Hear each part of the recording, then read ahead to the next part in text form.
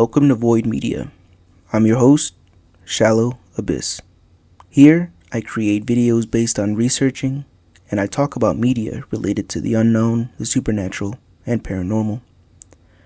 Ever since I can remember, I have always been fascinated with weird, creepy, and impossible stories, videos, and all evidence related. Without further ado, let's get started. When I was younger, back in the day, I came across a video on YouTube called Afterlife Investigations, Paranormal Scientific Evidence, The Skull Experiments.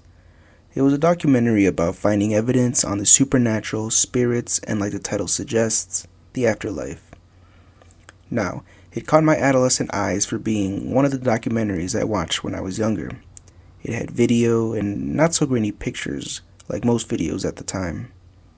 Well, I guess it's still an issue somehow, but anyways, not gonna lie. They did write a report on their experiments, but being just about 300 pages long and me already being MIA for about 3 weeks, I wasn't about to read all that. So I'm just going to base my research on a couple of sources, but mainly this YouTube video. I'll link everything down in the description below, along with said report if you're interested. Anyways, let's get the background out of the way. The skull experiment began in 1993, when a group of 4 friends in Norfolk, England decided to explore the realm of spiritualism. Robin Foy, his wife Sandra, friends Diana and Alan Bennett, grouped together, called themselves the Skull Experiment Group, and began holding weekly seances in the small village of Skull. The mediums claimed that during these seances, they were able to communicate with the dead, witness ectoplasm apparitions, and even capture the images of these apparitions on film. These occurrences were witnessed by numerous researchers and observers, even including scientists from the Society for Physical Research. In 1999, the group published a book called The Skull Experiment: Scientific Evidence for Life After Death. In 2011, they created this documentary to prove once and for all what they were achieving was nothing but the truth. Focusing on the YouTube video documentary itself, I'm going to be going over 4 main topics and experiments that were done in this documentary. Topic 1. Seances. Mediums, being a vessel for the dead to be able to communicate, having furniture levitate, and objects manifesting out of thin air, such as rose petals and coins. Even having parts of them being touched by an unknown source. Although these testimonies are impressive to hear, they can be falsified real quick. But what the team did next, from instructions given to them by spirits themselves, was pretty bizarre. In a pitch black room, they placed a film camera ready on the table and had the spirits use the camera, where when it was developed, a seemingly empty film was filled with random pictures of places, objects, and even people. Having sealed containers, video evidence, and testimonies of those who went along in these seances are all compelling, but it stated that things were strictly prohibited and limiting, such as cameras being placed only on the floor and having these seances strictly only in the skull group's one location. These could have possibly been forged or rigged to fool those attended and those trying to test the group. Topic 2. Medium from Italy. Marcello Bacci, an Italian man who has a unique way of communicating with men and women who have passed on to the afterlife. Marcello is in possession of an old vacuum tube radio, where he seems to maneuver the dials to such a way where a certain frequency is reached to a channel that no FM or AM signal should produce any type of noise.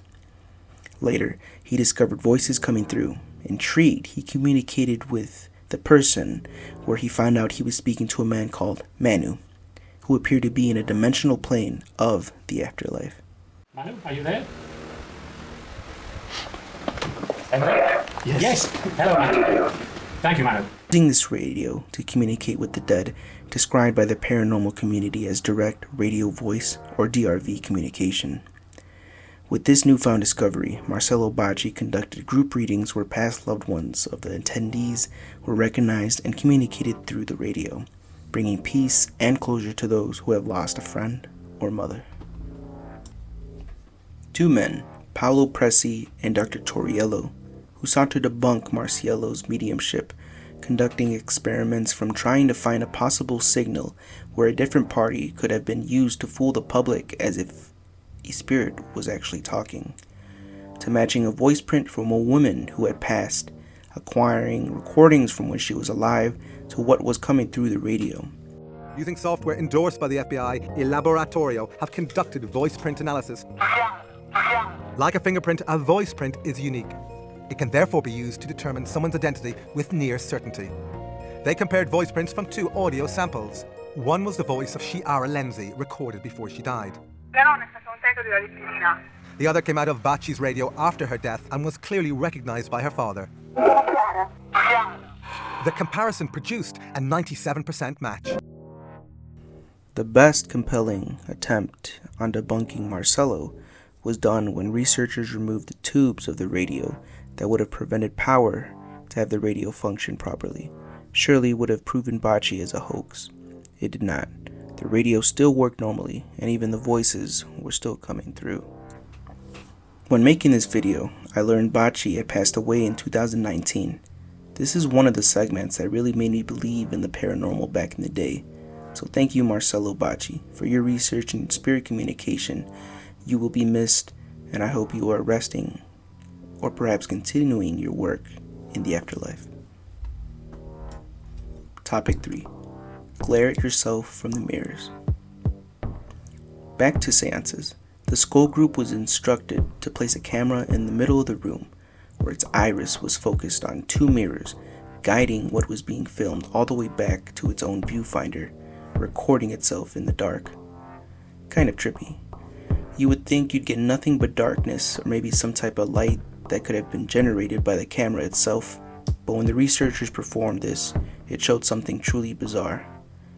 This gave me some damn ostrich bumps back in the day.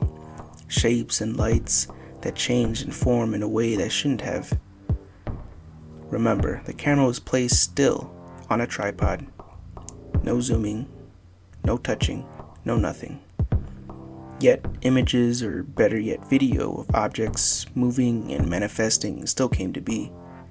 I didn't know anything about video feedback before making this video, but the researchers demonstrated what it looks like when a camera records itself, and it does show some light and weird fractals, but it was completely different from what was produced in the dark. The experiments was repeated, but this time with the lights on, and not gonna lie, being like 13 at midnight watching ghosts and alien videos the whole night and seeing this image gave me nightmares.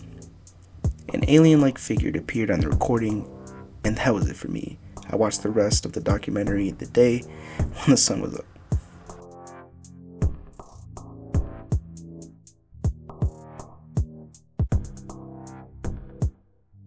Again, this could be CGI or fake pretty easily. What do you think? Comment down below. Topic 4. Instructions from the other side. I want to end on this experiment that the Skull Group did with a normal tape recorder by Panasonic. The team used this kind of EVP, which is still used today, albeit not with film recording. They would have asked a question and hit record in silence and hoped to have a response back by spirits. What they did next to further the validity of the recording was to actually remove the microphone located inside the voice recorder and then hit recorded. They got this message back.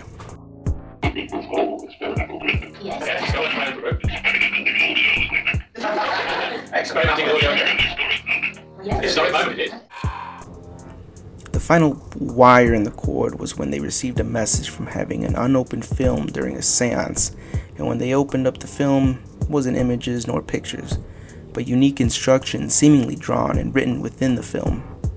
To build a more sophisticated microphone externally from the recorder to better enhance spirit communication, or so that was interpreted by the team.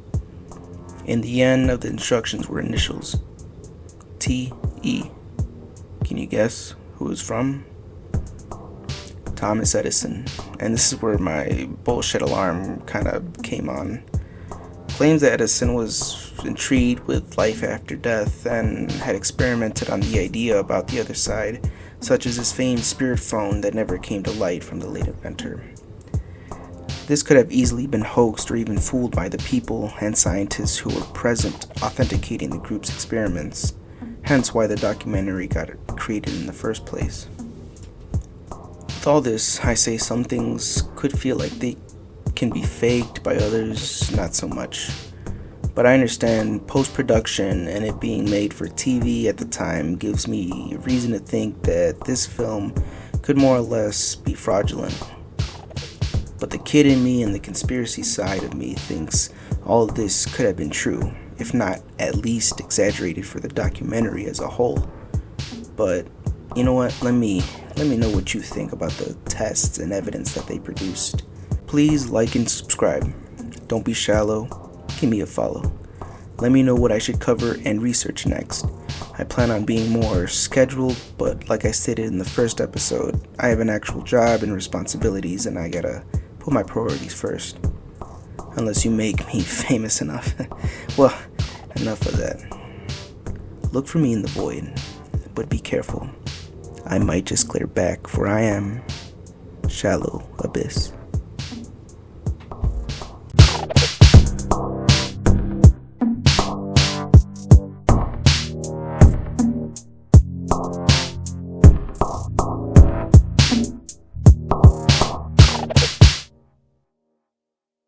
Game over.